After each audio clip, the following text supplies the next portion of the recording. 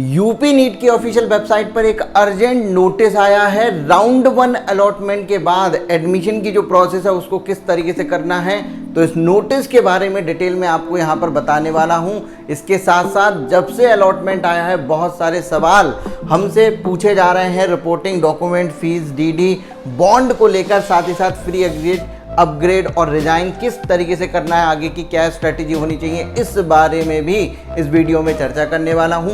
Video आपके लिए बहुत ज़्यादा इंपॉर्टेंट है, इस वजह से एंड तक देखिएगा, क्योंकि यूपी में अलॉटमेंट तो आ जाता है लेकिन एडमिशन की जो प्रोसेस है वो बहुत ज़्यादा पेनफुल होती है। 2-2 दिन लग जाते हैं। कॉलेज प्रशासन अलग टशन में रहता है, बच्चों को दौड़ाते रहते हैं। तो 1 बाय 1 स्टार्ट करते हैं। मैं हूं डॉक्टर श्लोक। सबसे पहले मैं आपसे यहां पर बात करूंगा रिपोर्टिंग की, कि भाई सबसे पहले जो बात की गई है वो रिपोर्टिंग की गई है। नोटिस में जो रिपोर्टिंग है आपकी वो 31 अगस्त से स्टार्ट होकर 5 सितंबर तक आपकी चलेगी। अब यहाँ कहाँ रिपोर्ट करना है ये सबसे ज़्यादा इंपॉर्टेंट है, तो ध्यान दीजिएगा, क्योंकि हम काउंसलिंग कराते हैं तो हमारे पास गवर्नमेंट और प्राइवेट दोनों ही तरीके के बच्चे थे। ये हमारा अलॉटमेंट लेटर है, आप सभी लोगों के पास इस तरीके का अलॉटमेंट लेटर आ गया होगा। ये गवर्नमेंट वाले बच्चे का अलॉटमेंट लेटर है, तो यहाँ पर होगा कि आपका यहाँ दे रखा होगा आपका अलॉटेड इंस्टीट्यूट, जहाँ आपका अलॉटमेंट आया है वो अलॉटमेंट इंस्टीट्यूट इस जगह होगा, और आपका नोडल सेंटर यहाँ पर लिखा होगा, जहाँ यहाँ जो भी नाम लिखा है वहीं आपको रिपोर्ट करना है। कहने का मतलब, अगर आप और आसान कर देता हूं, अगर आपको कोई गवर्नमेंट कॉलेज अलॉट हुआ है तो जो कॉलेज आपको अलॉट हुआ है वही आपका नोडल सेंटर है, और ये है हमारा प्राइवेट कॉलेज का अलॉटमेंट, तो यहाँ अलॉटेड कॉलेज का नाम लिखा हुआ है और साथ ही साथ यहाँ पर उसका ये लिखा हुआ है नोडल सेंटर।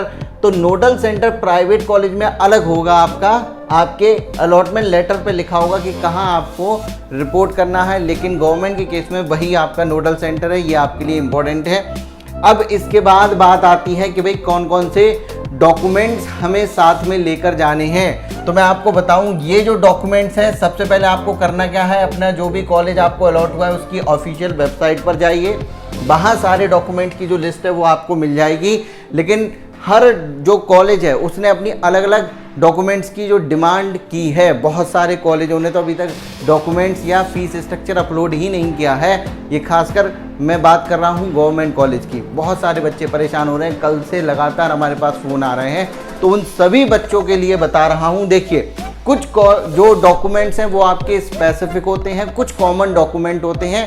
आपको करना क्या है, अगर आपके कॉलेज की वेबसाइट पर डॉक्यूमेंट नहीं दिख रहे हैं तो आपको ये कॉमन डॉक्यूमेंट्स अपने साथ लेकर जाने हैं।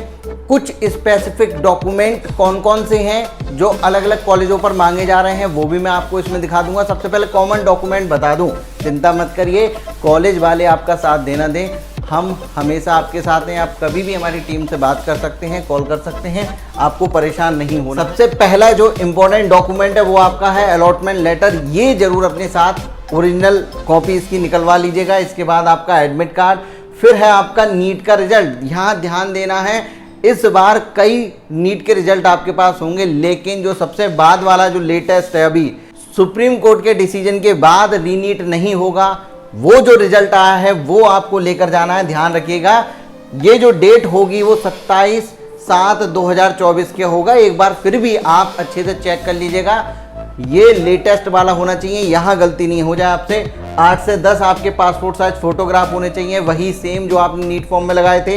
इसके बाद आपका 10th और 12th की मार्कशीट एंड सर्टिफिकेट आपको लेकर जाना है। इसके बाद आपके पास होना चाहिए आपका कोई भी identity proof, government identity proof आपके पास होना चाहिए, जैसे कि आप आधार कार्ड सबके पास है तो ले जा सकते हैं, बैंक पासबुक आपको लेकर जानी है, कैटेगरी सर्टिफिकेट। ध्यान रखिएगा, अगर आप ओबीसी और ईडब्ल्यूएस से बिलोंग करते हैं तो ये 1 अप्रैल 2024 के बाद का होना चाहिए। SC ST का यूपी, सारे डॉक्यूमेंट यूपी स्टेट के ही होने चाहिए, ये भी आपके लिए मैंडेटरी है। ध्यान रखिएगा, PWD जो सर्टिफिकेट है वो MCC के जो आपने सेंटर है वहाँ से बनवाया होगा वो आपको लेकर जाना है। जो भी आपका कैटेगरी सर्टिफिकेट है वो लेकर आपको जाना है। डोमिसाइल सर्टिफिकेट अगर एप्लीकेबल है तो आपको साथ में लेकर जाना है। TC माइग्रेशन आपसे मांगा जा रहा है मैक्सिमम कॉलेज के द्वारा, तो ये भी आपको यहाँ पर लेकर जाना है। और बॉन्ड वाली जो चीज़ है वो बॉन्ड वाली चीज़ कॉलेज वाले खुद ही आपके प्रोवाइड करेंगे। तो ये 11 तो कॉमन है जो हर जगह आपके होंगे, हर जगह आपसे मांगे जाएंगे, चाहे आप यूपी में किसी भी कॉलेज पर जाएं। ठीक है, अब इसके बाद आपका और क्या क्या मांगा जा रहा है, इसके बाद आपसे गैप सर्टिफिकेट मांग सकते हैं, कैरेक्टर सर्टिफिकेट मांग सकते हैं, और ऐसे और भी बहुत सारे डॉक्यूमेंट्स हैं जो आपसे मांगे जा सकते हैं, कुछ अलग ही तरीके के। जैसे कि मैं आपको एक दो कॉलेज का यहाँ पर दिखा देता हूँ। ये जरा देखिए, 2 कॉलेजों के ये अलग अलग कॉलेज के हमने यहाँ पर रखे हैं। ये एक कॉलेज आपका है यहाँ पर बिजनौर का, और एक जो है आपका कॉलेज यहाँ पर है ये फतेहपुर का। तो देखो, फतेहपुर में बिजनौर में डॉक्यूमेंट्स में भी अंतर आपको दिख रहा होगा। फतेहपुर में ये वही कॉमन डॉक्यूमेंट्स आपसे मांगे जा रहे हैं जो मैंने आपको अभी बताए थे। ठीक है, वही आपका अलॉटमेंट लेटर, नीट का प्रवेश पत्र, स्कोर कार्ड, हाई स्कूल और 12th की मार्कशीट, आपका कैटेगरी सर्टिफिकेट, वही कॉमन चीज़ें। लेकिन यहाँ पर कुछ अलग अलग चीज़ें भी यहाँ पर मांगी गई हैं। इन्होंने पूरा यहाँ पर रिक्वायर्ड ओरिजिनल डॉक्यूमेंट यहाँ रख दिया है। अब जरा देखिए यहाँ पर और क्या क्या इन्होंने मांगा है। यहाँ पर इन्होंने आपसे गैप सर्टिफिकेट सीधा सीधा डिमांड किया, जबकि यहाँ नहीं किया गया है फतेहपुर में। यहाँ आपसे 100 रुपये का एक और आपसे एफिडेविट मांगा गया है जो बॉन्ड के लिए। खैर, बॉन्ड तो यहाँ पे भी है, वो तो मैंने आपको बता दिया। यहाँ पर पासपोर्ट साइज कलर फ़ोटो भी आपके मांगे गए हैं, आपके पेरेंट्स के साथ। यहाँ मांगा गया है कि बच्चे का पेरेंट्स के साथ फ़ोटो भी होना चाहिए, कलर्ड फोटो होना चाहिए, वो आपसे मांगे गए हैं 2। इसके बाद यहाँ पर ये देखिए, एंटी रैगिंग का एक अंडरटेकिंग आपसे मांगी गई है, जिसपे आपके पेरेंट्स और किसी गार्जियंस के साइन यहाँ पर मांगे जा रहे हैं। 5 सेल्फ एड्रेस एनवलप आपसे मांगे जा रहे हैं 25 रुपये स्टैम्प के साथ आपका, ये वही बताएंगे आपको। और हॉस्टल के अलॉटमेंट एप्लीकेशन आपसे मांगा जा रहा है।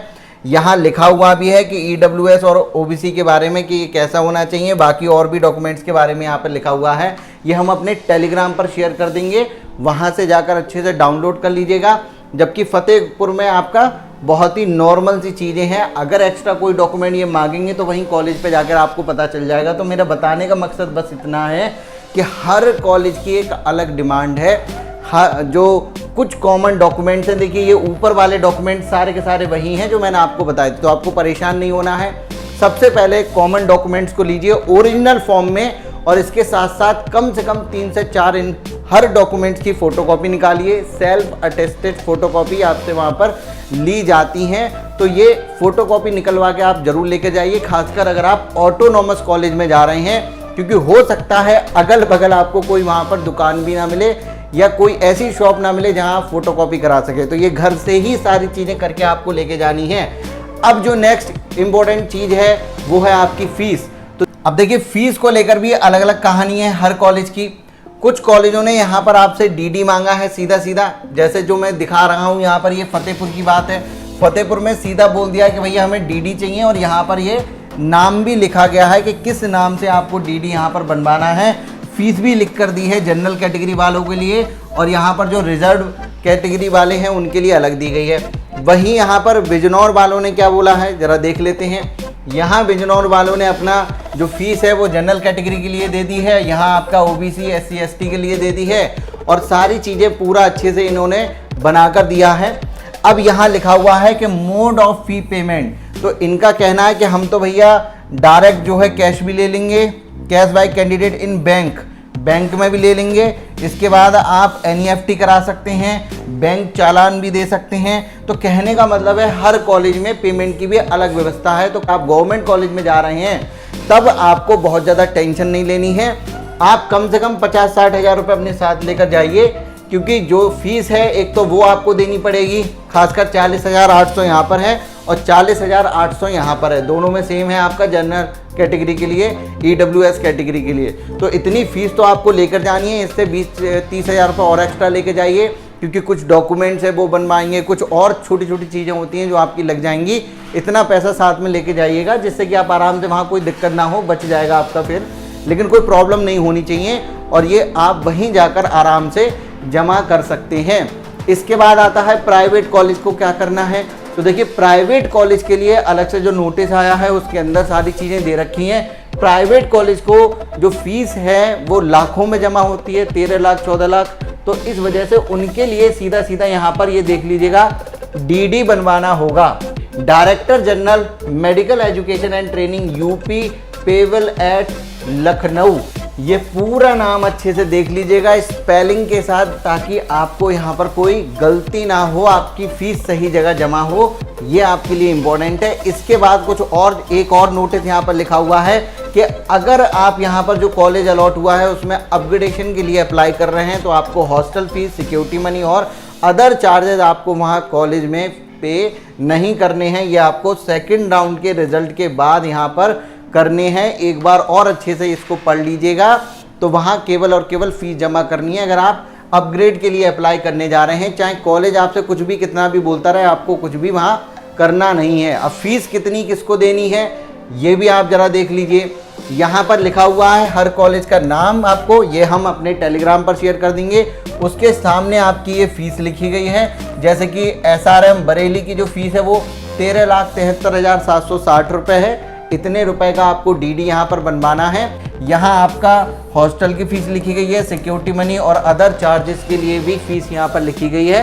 तो ये मैं आपका डलवा दूंगा। अब बात आती है बॉन्ड की। ये केवल गवर्नमेंट कॉलेज वाले बच्चों के लिए है। तो ये बॉन्ड का प्रोफार्मा कुछ इस तरीके का है। ये फर्स्ट पेज है और ये सेकंड पेज है।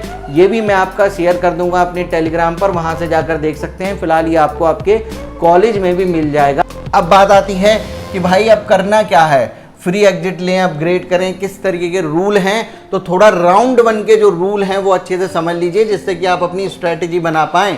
तो देखिए राउंड 1 यूपी में जो इस बार आपका फ्री एग्जिट है, यानी कि जो कॉलेज आपको अलॉट हुआ है वो आप आराम से छोड़ सकते हैं।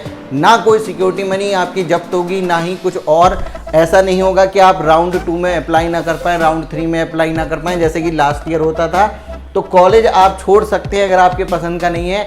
आप यहाँ पर फ्रेश जो चॉइस फिलिंग करके राउंड 2 में अप्लाई कर सकते हैं। दूसरा जो आपके पास ऑप्शन है वो ये है कि जो कॉलेज अलॉट हुआ है वो आप ज्वाइन कर लें, और ज्वाइन करने के बाद पहली बात आप सीधा, अगर आपके मनपसंद है तो कॉलेज में पढ़ाई करना शुरू कर दीजिए। दूसरी बात, आप और अच्छे कॉलेज की अगर चाहत रखते हैं तो आप यहाँ पर अपग्रेड भी कर सकते हैं। और अपग्रेड आप केवल राउंड 2 में नहीं, राउंड 3 में भी कर सकते हैं। अगर राउंड 2 में नहीं करना चाहते तो राउंड 3 में भी आपके पास ऑप्शन होगा अपग्रेड करने का। अब कई बच्चों का यहाँ पर क्वेश्चन होता है कि अपग्रेड कैसे करना है। तो मैं आपको बता दूं, सिंपल आपको कॉलेज में जाना है, एडमिशन की प्रोसेस को कंप्लीट करना है। वहाँ आपको बता देना है कि मैं राउंड 2 के लिए अप्लाई करना चाहता हूँ, अपनी सीट को अपग्रेड कराना चाहता हूँ। तो वो आपको यहाँ पर वहाँ जो भी काम करना होगा वो खुद ही आपको बता देंगे। आपको परेशान होने की जरूरत नहीं है, वो अपग्रेड के लिए आपका अप्लाई करवा देंगे। चलते चलते राउंड 2 के भी देख लीजिए। भाई राउंड 1 के तो नियम आपने जान लिए, राउंड 2 के भी जान लीजिए, जिससे कि ये पता हो कि राउंड 1 में क्या करना है और राउंड आगे चल के कौन से नियम लागू हो जाएंगे। राउंड 2 जो है वो आपका फ्री एग्जिट नहीं है।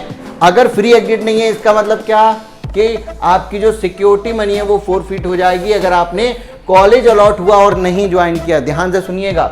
इसके बाद अगर आप आगे राउंड 2 में अलॉटेड कॉलेज अलॉट हुआ, नहीं ज्वाइन किया, अब चाहते हैं कि राउंड 3 में वापस से अप्लाई करें, क्या एलिजिबल है या नहीं है। हाँ जी, राउंड 3 में आप एलिजिबल रहेंगे, लेकिन आपको वापस से जो पूरी फीस है, सिक्योरिटी मनी या जो भी फीस आपसे वहाँ पर ली जाएगी, वो पूरी की पूरी आपको रीसबमिट करनी पड़ेगी। इसके बाद आप राउंड 3 के लिए अप्लाई कर सकते हैं। अब यहाँ पर ये बात है कि राउंड 2 में कॉलेज अलॉट हुआ और आपने ज्वाइन कर लिया, तब क्या होगा। तो ज्वाइन करने के बाद आप यहाँ पर अपग्रेड के लिए एलिजिबल होंगे। राउंड 3 में वापस से अपग्रेड के लिए अप्लाई कर सकते हैं। और यहाँ एक चीज़ और ध्यान रखिएगा, कुछ ऐसे बच्चे भी तो होंगे जिनको राउंड 1 में कॉलेज अलॉट हो गया था और उन्होंने राउंड 2 में अपग्रेड के लिए अप्लाई किया था, और मान लो राउंड 2 में कॉलेज अपग्रेड हो गया, तब आपके लिए क्या नियम होगा जरा ध्यान देख लीजिएगा। राउंड 1 में allotted upgraded in round 2 and not join, अगर आपने जो अपग्रेड हुआ वो ज्वाइन नहीं किया, तब ध्यान दीजिएगा आपकी सिक्योरिटी मनी तो जाएगी जाएगी, इसके साथ साथ आपकी जो एडमिशन फीस है वो भी चली जाएगी। अगर आप प्राइवेट कॉलेज की बात कर रहे हैं तो आपकी जो ट्यूशन फीस है वो जरूर आपको रिटर्न कर दी जाएगी, लेकिन सिक्योरिटी मनी और एडमिशन फीस तो आपकी चल ही जाएगी, चाहे आप गवर्नमेंट में हो या प्राइवेट में हो। तो ध्यान रखिएगा, ये कुछ नियम हैं आपके। अगर वीडियो आपको अच्छी लगी हो तो इस वीडियो को लाइक और शेयर कर दीजिए उन बच्चों के साथ जो इस बार एडमिशन लेने जा रहे हैं, साथ ही साथ राउंड 2 में अप्लाई करने जा रहे हैं। वीडियो बहुत ज़्यादा इंपॉर्टेंट है। और अगर आप हमसे जुड़ना चाहते हैं, अपनी पेड काउंसलिंग कराना चाहते हैं, तो अभी भी हमारे रजिस्ट्रेशन ओपन है। लिंक मैंने डिस्क्रिप्शन में दे रखा है, वहां जाकर बहुत ही मिनिमम फीस पर आपकी हम काउंसलिंग कराते हैं, उसको देखिए, समझिए और हमारे यहाँ आप ज्वाइन कर सकते हैं। मैं मिलता हूँ आपसे नेक्स्ट वीडियो में। Thank you so much.